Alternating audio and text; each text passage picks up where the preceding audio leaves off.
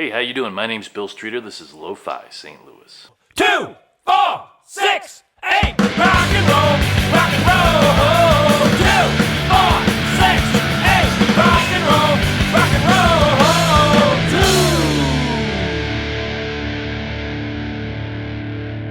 roll. 2. Okay, before I get to introducing today's episode, I just want to make a brief program note. I'm not going to be posting anything next week, so if you don't hear from me for a week, that's why. I'm going to be in Austin, Texas for South by Southwest Interactive. Anyway, I hope to have fun in Texas, and if you're there too, maybe we'll hook up and we'll say hi. Oh, and one other thing, you can get these fancy t-shirts in my store.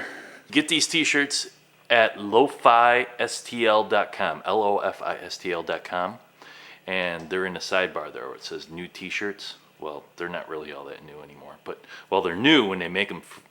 Never mind.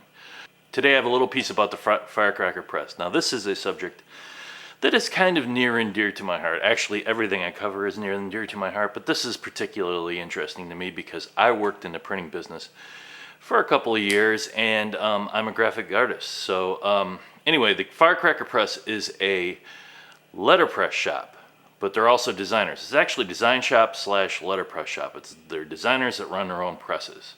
And they'll explain to you what a letterpress is if you don't know what it is, but it's basically an old-fashioned press that not many people use anymore, but there are good uses for it. And anyway, just check out the video, Firecracker Press, Lo-Fi St. Louis.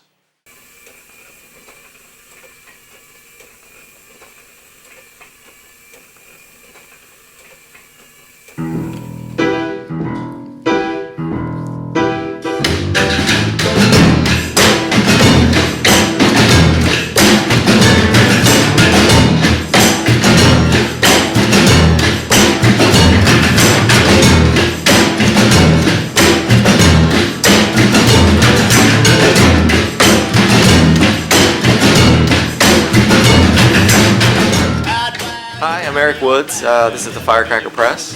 We're a letterpress print shop, design shop here in St. Louis. We print posters for rock band, business cards, wedding invitations, party invitations, anything that can be printed. Letterpress is based on relief. So we print from a relief. Something has to be actually sitting up off the top of a surface. So the easiest way to describe a relief might be most people in high school do linoleum cuts where they're actually carving into a piece of linoleum with some carving tools. That's carving a relief, and we do the same thing here. We carve from linoleum or wood to make that relief, and then our presses ink that surface, and we run paper through the presses one sheet at a time to actually transfer the ink to the paper. Letterpress is a little bit different from modern printing. It's all hands-on. We do all the cranking by hand, all the insertion of paper by hand. We do all the inking by hand, or the ink mixing by hand. So it's a real hands-on process. It's a laborious process, but in that process we get a lot of control. With wood cuts or linoleum cuts, you can get a nice surface texture that you can't get from any other printing method. So the wood actually shows the grain in the printing. With some of the other relief processes here, we can actually do what's called deboss, which actually pushes the plate into the paper, leaving an impression in the paper, so it gives you kind of a three-dimensional textural feel from that. And that's kind of what makes letterpress special. It's a very artistic process. It's the best of both worlds. You got me on fire. Oh God, you got me on fire. Yeah, you got me on fire. Yeah, you always had matches. Okay. Well, basically all the plates start off with a Xerox transfer, which we get from a digital file, which we'll then print out separations for, and then we'll go ahead and transfer to the wood with a chemical that releases toner. So that just kind of gives us a guide to carve from then. And then from there, we take any one of these tools, which all kind of make different marks depending on the width that you need and the shape that you need. And then we'll kind of loosely follow the guide that we've laid down with our Xerox transfer. The tools that we use aren't super exact, and the wood that we use, it'll chip or it'll bow or bend, or we're not necessarily going for accuracy, but we're going for a nice interpretation of the image that we've laid down. So we'll allow things to happen, like to chip across a line or to knock something out that might have originally been in there, and kind of allow some of the things that are natural to the wood, like knots or the grain or things flaking off, to kind of affect that final image. We're not interested in just recreating exactly what we've laid out on a computer. You got me on fire. Oh God, you got me on fire.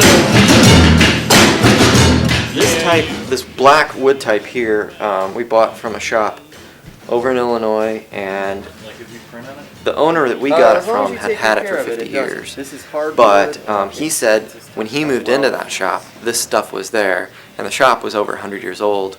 So I'm assuming that this is probably early 1900s, late 1800s. It's actually never been used. It's never had ink. This, has the patina of ink and use, and the kind of darker brown here. But this lighter brown stuff, we bought it, and it's never ever been used. This is one of my favorite faces that we found in this set. That's an H. We actually just use it for this book. A couple of years ago, I was using Bernard Gothic that I'd had here, 6-point. I was setting it by hand. I went to the computer to lay it out to see what it would look like first, and completely different feel. It was really kind of boring on the computer screen. But once I set it by hand and actually printed it, it had all these nice flourishes that weren't available in the digital font, and so it's really kind of amazing how some things have been boiled down to get into digital form, and people don't even know it. I wouldn't have even known it if I hadn't, had the two in front of me to compare. This is the Firecracker Press. We're open Monday through Friday, 9 to 5. We keep regular business hours. You can find us at 4251 Chippewa here in St. Louis. Also go online to www.firecrackerpress.com. You can see samples of our work there, find out a little bit more about us, contact us if you have any jobs. Yeah, you always had matches, and my ship was always lit. God, and my ship was lit, and my ship was lit, and my ship was lit.